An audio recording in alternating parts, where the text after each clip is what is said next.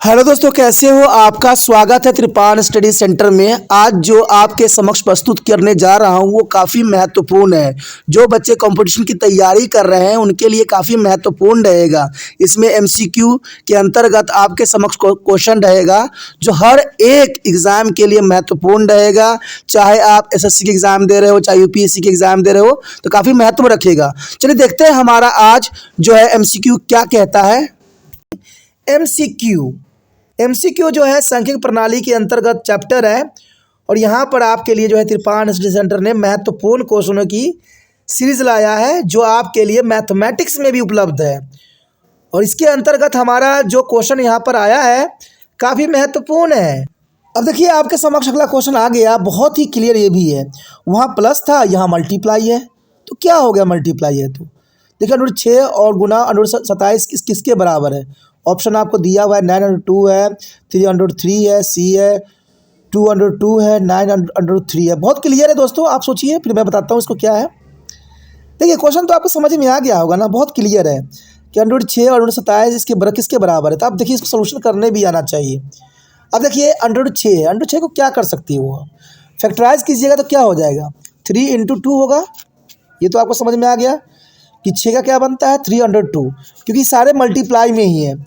तो 27 का क्या बनता है 3 × 3 यानी 3 × 3 × 3।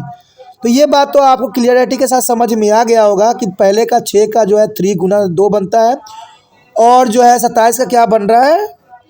तो देखिए 3 × 3 यानी देखा जाए तो इसमें कितने 3 आ गए? इसमें 4 3 आ गए। अंडर रूट के अंदर जो है 4 3 है, तो इसका मतलब 2 3 निकल जाएगा बाहर। तो 3 × 3 9 आ जाएगा और ब्रैकेट में क्या रह जाएगा 2 सिर्फ, क्योंकि 6 × 2 था ना, सिर्फ 2 रह गया बाहर। तो इसका मतलब ऑप्शन क्या हो गया सही? देखिए क्लियर आ गया ना सर। A 9√2, A 9√2 आपका सही आंसर गया। देखिए सोच के भी समझ हो जाती है और यहाँ पर त्रिपाण सेंटर ने आपको ऐसा ही किया है। बहुत आसान था ना क्वेश्चन। अब चलिए देखते हैं अगला क्वेश्चन क्या है, बहुत ही इंटरेस्टिंग रहेगा। यहाँ पर क्वेश्चन आ गया होगा, काफ़ी महत्वपूर्ण क्वेश्चन है कि नीचे दिए गए विकल्प में से सअभाज्य संख्या की चिन्हित करें। नीचे दिए गए विकल्पों में से सअभाज्य संख्या को चिन्हित करें। क्या वो 2 और 3 है, बी 2 और 4 है, या सी 2 और 6 है, या डी 2 और 110 है। अब यहाँ पर भी थोड़ा दिमाग लगाइएगा तो आंसर 2 सेकंड में आएगा। आप सोचिए, विचार कीजिए और अपना आंसर नोट कीजिए। तो ये क्वेश्चन यहाँ पर क्लियर है कि नीचे दिए गए विकल्पों में से सअभाज्य संख्या को चिन्हित करें। अब देखिए सबसे पहली बात मैं डी से यहाँ उठाता हूँ। डी में जो है 2 और 110 दिया हुआ है। क्या डी में जो 2 और 110 है क्या 2 से डिवाइडेड है? हाँ 100% है। तो ये तो चलिए ये अभाज्य संख्या चिन्हित नहीं करती है, ठीक है ना।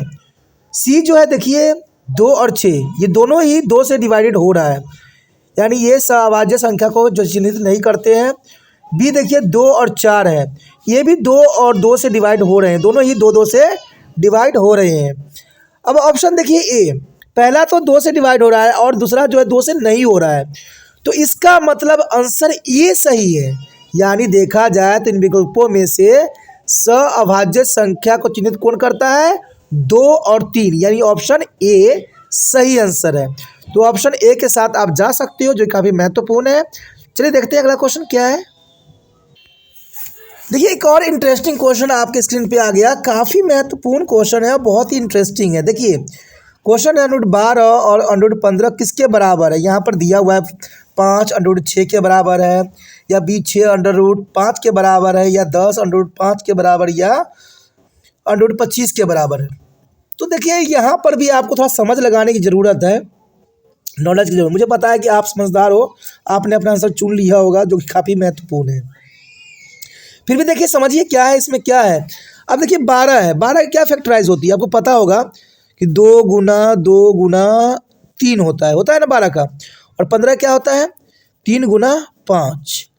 तो अब देखिए इसका जो है वर्ग बनाइए, 2 का वर्ग बन जाएगा और 3 का वर्ग बन गया। तो 3 दूना 6, ये 3 दोनों में से वर्ग बनाया तो 1 निकल जाएगा, तो 6 बना। और √5 देखिए कहाँ है 6 और √5? देखा मिल गया ना, बी ऑप्शन सही है। बहुत ही आसान है दोस्तों, इसको सिर्फ कीजिएगा तो भी पता लगता है, नहीं कीजिएगा तो कुछ नहीं मिलेगा। तो इसका आंसर सही है बी 6 √5, यानी 6 √5 जो है इसका सही है, बी ऑप्शन करेक्ट है, बी ऑप्शन के साथ आप जा सकते हो। चलिए देखते हैं अगला क्वेश्चन क्या है। अगला क्वेश्चन आपके स्क्रीन पे आ गया होगा। ये क्वेश्चन काफ़ी महत्वपूर्ण है। क्वेश्चन देखिए क्या है कि यदि किसी संख्या का दशमलव निरूपण अनावाशनीय अनावर्ती है तो वह संख्या क्या कहलाएगा। यदि किसी संख्या का दशमलव निरूपण अनवासनीय अनावर्ती है तो वह संख्या क्या कहलाएगा। क्या एक प्राकृतिक संख्या कहलाएगा, क्या एक तर्कसंगत संख्या कहलाएगी, या एक पूर्ण संख्या कहलाएगा, या डी एक अपरिमेय संख्या कहलाएगा। क्वेश्चन यहाँ पर क्लियर है, सिर्फ समझने की ज़रूरत है। तो समझिए, अपना क्वेश्चन जो है अपने नोटबुक पर नोट कीजिए, क्योंकि नोट कीजिएगा वही बेस्ट होता है। ठीक है, इसे समझ लगता है। अब देखिए हम कोशिश करते हैं, इसको करने की कोशिश कर रहे हैं।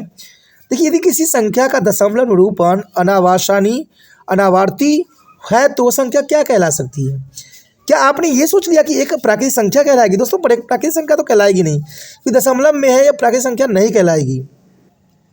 अब बात याद आएगा, दशमलव निरूपण अनावर्तनीय है तो एक तर्कसंगत संख्या भी नहीं कहलाएगी, और सी एक पूर्ण संख्या तो कहलाएगी ही नहीं। तो इसका मतलब क्या रह गया, ऑप्शन डी।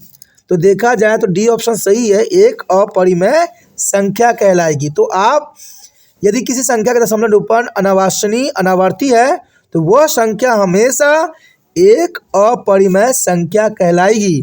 तो आप एक अपरिमेय संख्या के साथ जा सकते हो, जो काफ़ी महत्वपूर्ण है। चलिए देखते हैं अगला क्वेश्चन क्या है। देखिए अगला क्वेश्चन आ गया होगा आपकी स्क्रीन पे, काफ़ी महत्वपूर्ण है। और क्वेश्चन देखिए क्या है, किस संख्या का वर्गमूल परिमेय है। क्वेश्चन क्लियर है, किस संख्या का वर्गमूल परिमेय है। 7, देखिए 7 जो है किसी का वर्ग होता है, 7 किसी का वर्ग नहीं होता। बी देखिए, सी देखिए, डी देखिए। आपको थोड़ा दिमाग लगाने की ज़रूरत है, क्योंकि क्वेश्चन बहुत क्लियर है। किस संख्या का वर्गमूल परिमेय है, तो आपने अपना सा चूज़ कर लिया होगा। चलिए मैं बताने की कोशिश करता हूँ कि इसका आंसर क्या हो सकता है। देखिए दोस्तों काफ़ी महत्वपूर्ण है। पहली बार आपके समक्ष जो है ना तो पेन उठाया गया ना कुछ, फिर भी सब क्वेश्चन आपको दिमाग में आ गया। बहुत ही अच्छी बात है, ऐसा ही होना चाहिए बच्चों के माइंड, कि समझ समझ के ही सब कुछ समझा दे। देखिए किस संख्या का वर्गमूल परिमेय है। देखिए 7 जो है, 7 किसी का है वर्गमूल, नहीं हो सकता ना। लेकिन बी देखिए, 1.96 यानी है ये किसी का वर्ग है ना। किसका वर्ग है सोचिए, क्या 14 का वर्ग है, हैं?